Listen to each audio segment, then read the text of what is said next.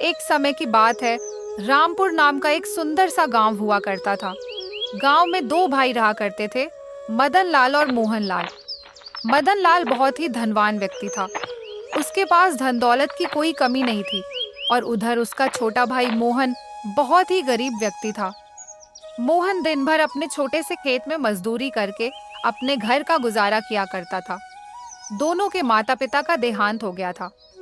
माता पिता के गुजर जाने के बाद मदन लाल ने बड़े ही चालाकी से सारा धन और सारी दौलत हड़प ली और मोहन को छोटी सी जमीन दे दी ताकि वह अपना गुजर बसर कर सके।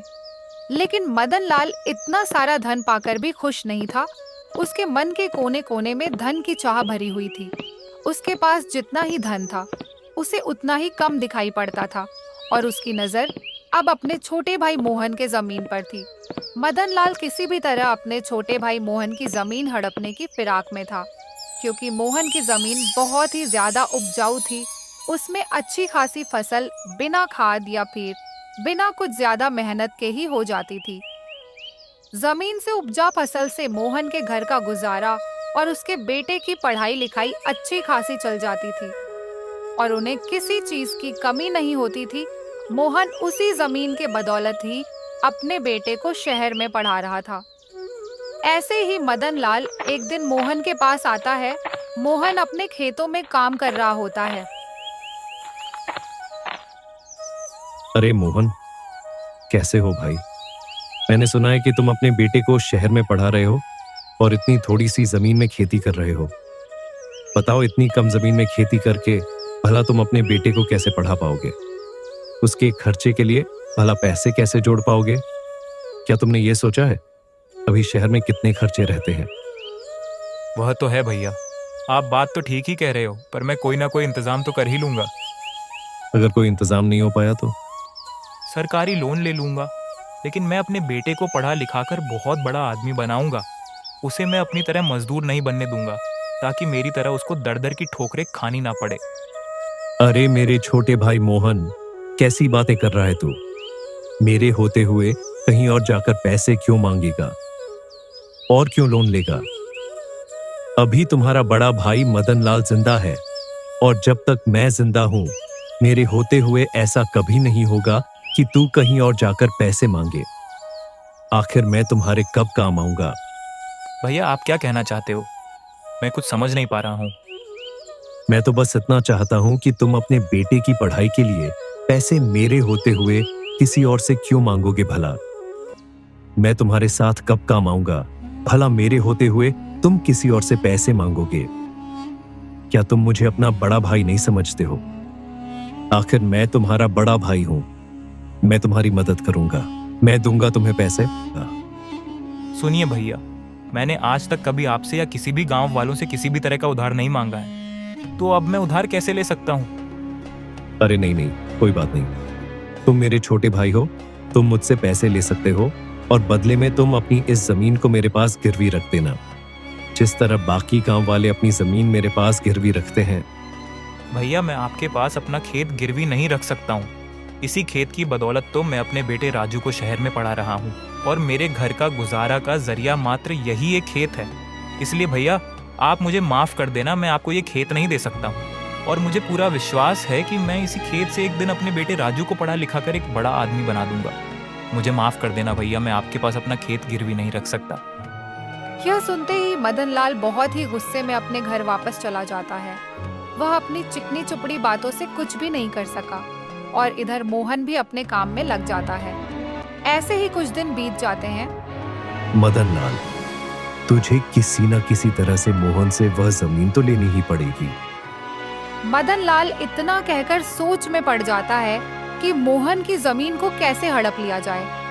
तभी मदन लाल के दिमाग में एक तरकीब सूझता है और वह मोहन के घर चला जाता है। अरे मोहन भाई, मुझे तुम्हारी खुददारी देखकर बहुत अच्छा लगा। मैं तुम्हारा बड़ा भाई होने के नाते तुम्हारी मदद करना चाहता हूँ और तुम भी मेरी मदद लेने से इनकार नहीं कर पाओगे। अगर तुम मुझे अपना बड़ा भाई मानते हो तो तुम मेरी मदद लेने से इनकार नहीं करोगे। ठीक है मदन भैया, कहिए आप मुझे क्या कहना चाहते हो। भाई अगर तुम चाहो तो मुझसे पैसे मत लो और ना ही तुम अपनी जमीन मेरे पास गिरवी रखो। भाई तुम एक काम करो, जो गांव के दूसरी तरफ मेरी एक जमीन है ना, वह तुम्हारी जमीन से 5 गुना बड़ी है। तुम एक काम करो, तुम कुछ दिन उस जमीन पर खेती कर लो। उस खेत में हमेशा फसल अच्छी होती है, उससे तुम्हें काफी मुनाफा होगा और उससे मिले पैसे से तुम अपने बेटे की पढ़ाई पूरी कर पाओगे और इसके बदले में मुझे कुछ नहीं चाहिए। बस एक छोटी सी बात है कि जब तक तुम मेरी जमीन पर खेती करोगे तब तक मेरी जमीन तुम्हारे पास रहेगी और तुम्हारी जमीन मेरे पास रहेगी। अच्छा ठीक है भैया, मुझे आपकी बात मंजूर है। आप जैसा कह रहे हैं मैं वैसा ही करूंगा। मैं आपकी जमीन पर इस बार खेती करूंगा। मोहन ना चाहते हुए भी बड़े भाई मदन लाल की बात मान जाता है। मदन लाल बड़े ही चालाकी के साथ अपने छोटे भाई मोहन से जमी के कागजों पर उसका अंगूठा लगवा लेता है। क्योंकि मोहन को पढ़ना लिखना नहीं आता था, इसलिए वह उन बातों से अनजान था कि उन कागजातों पर क्या लिखा है। ऐसे ही कुछ समय बीत जाता है। ऐसे ही एक दिन मोहन खेत पर काम कर रहा होता है। अरे चल भाई मोहन, आज का काम तो पूरा हुआ। मैंने बाजार से लाए सारे पौधे को खेत में लगा दिया है। देखो तो कितने हरे भरे और सुंदर सुंदर दिख रहे हैं। बस कल सुबह का इंतजार है। मैं कल सुबह आकर इन्हें फटाफट सींच दूंगा। चलो अब मुझे भी घर चलना चाहिए। दिन भर खेत में काम करते करते मैं बहुत थक गया हूँ और मुझे बहुत जोरों की भूख लग रही है, इसीलिए मुझे अब चलना चाहिए। आज भाग्यवान को बोलूंगा मस्त पालक और पनीर की सब्जी बनाए, फिर मैं खाना खाकर आराम से चैन की नींद रात भर सोऊंगा। चलो भाई अब मैं चलता हूँ। इतना कहकर मोहन खुशी खुशी अपने घर चला जाता है।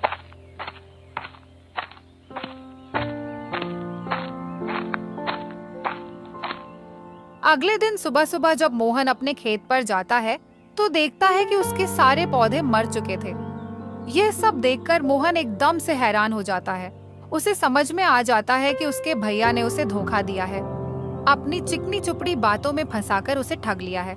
यह तो एक बंजर जमीन है। हे भगवान, अब मैं क्या करूं?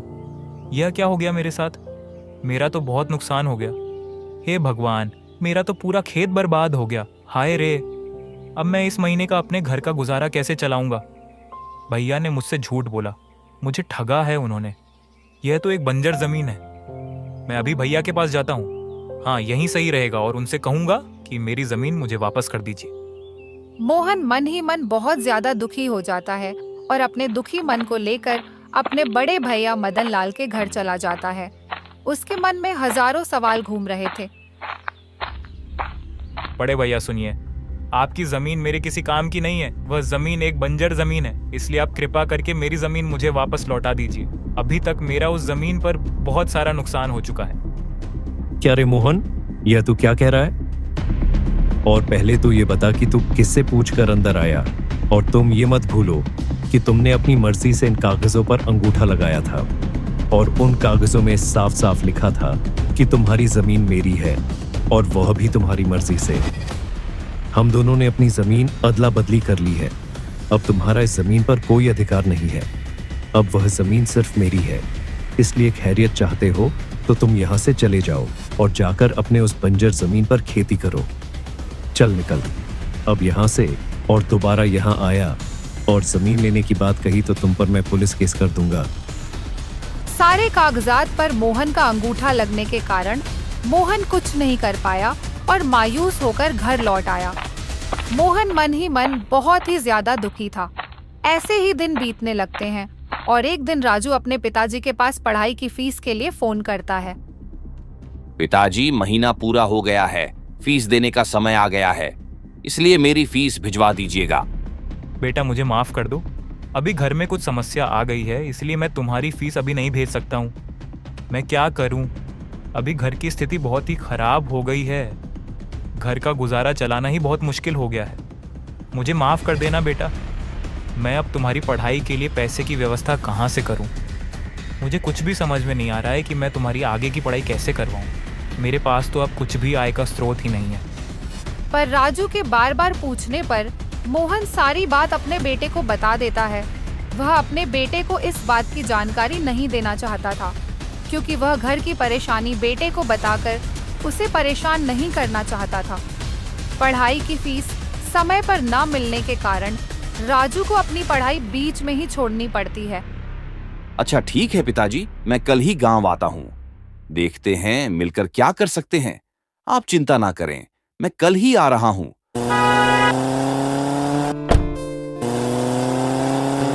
अरे वाह भाई वाह, आहा, गांव की शुद्ध हवा और यह गांव का वातावरण, मजा ही आ गया। शहर में तो सिर्फ प्रदूषण ही प्रदूषण है, गांव का कितना शुद्ध वातावरण है। भाई, अरे ओ भाई, ओ भैया, रामपुर चलोगे क्या? अरे मैं तो वहीं जा रहा हूँ। भाई सामान रख दो पीछे और बैठ जाओ आकर। घर पहुंचने के बाद मोहन राजू को सारी सच्चाई बता देता है कि किस तरह मदन लाल ने उसकी जमीन हड़प ली। अच्छा, तो यह बात है। चाचा को तो मजा चखाना ही होगा। पिताजी, मेरे पास एक तरकीब है, मैं जैसा कहता हूँ वैसा ही करिए। राजू सारी तरकीब अपने पिताजी को बताता है। फिर दोनों बाप बेटे रात होने तक का इंतजार करने लगते हैं। रात के 12 बज चुके थे। उस समय सारे गांव वाले सो रहे होते हैं कि तभी दोनों बाप बेटे एक एक घड़ा लेकर अपने घर से बाहर निकलते हैं और अपने खेत की ओर चल देते हैं। खेत पर जाकर दोनों बाप बेटे जगह जगह जमीन खोदकर दोनों घड़ों को मिट्टी के अंदर दबा देते हैं। अगले दिन पूरे गांव में यह बात फैल जाती है कि खेती करने के द्वारा मोहन को उसके खेत में 2 सोने से भरे हुए घड़े मिले हैं। गांव के हर कोने में सिर्फ मोहन की ही चर्चा हो रही होती है। जिसे भी देखो मोहन की ही बातें कर रहा होता है। अरे भाइयों, क्या तुमने सुना आज मोहन के खेत से 2 सोने से भरा घड़ा निकाला है? अरे हाँ भाई, मैं तो देखने भी गया था। सच में 2 सोने से भरे घड़े निकले हैं। मोहन की तो किस्मत चमक गई। अब उसके गरीबी के दिन दूर हो गए। भाई, मुझे तो अपने कानों पर विश्वास ही नहीं हो रहा है। अरे भाई, मगर वह तो एक बंजर जमीन थी ना, वहां तो कुछ भी नहीं उगता था। वहां तो कोई भी फसल लगाने में वह फसल ही मर जाती थी। तो खजाना कैसे निकल गया? अरे ओ हरि भाई, खजाना ऐसे ही जगहों में तो निकलते हैं।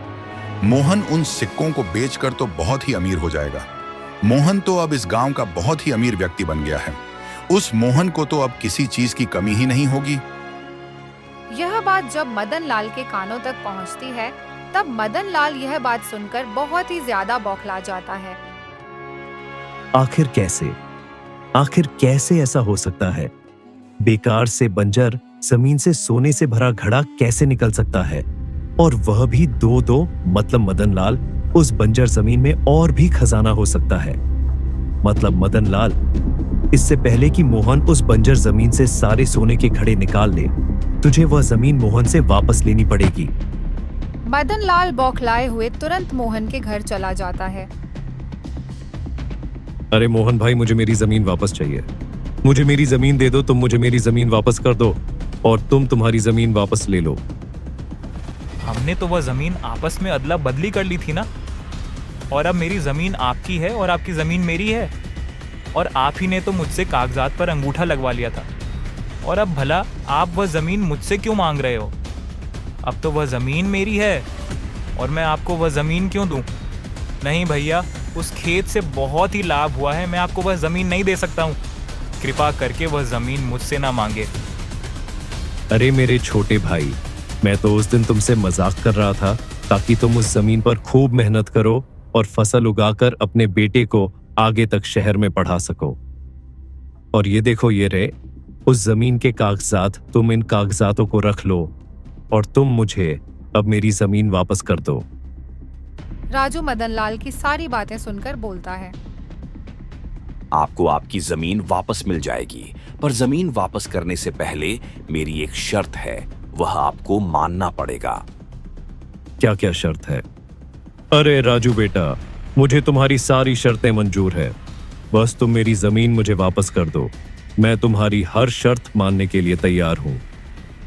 आपको हमारी जमीन और उसके कागजात वापस करने होंगे और आपको वह जमीन लेने के लिए हमें 10 लाख रुपए भी हमें देने होंगे। तभी हम आपको वह जमीन वापस देंगे और यह सारे काम कागजात पर लिखित होगा।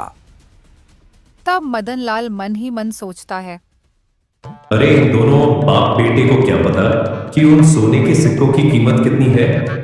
ये बाप बेटे दोनों ही बेवकूफ हैं। ये सिर्फ 10 लाख के पीछे पड़े हैं।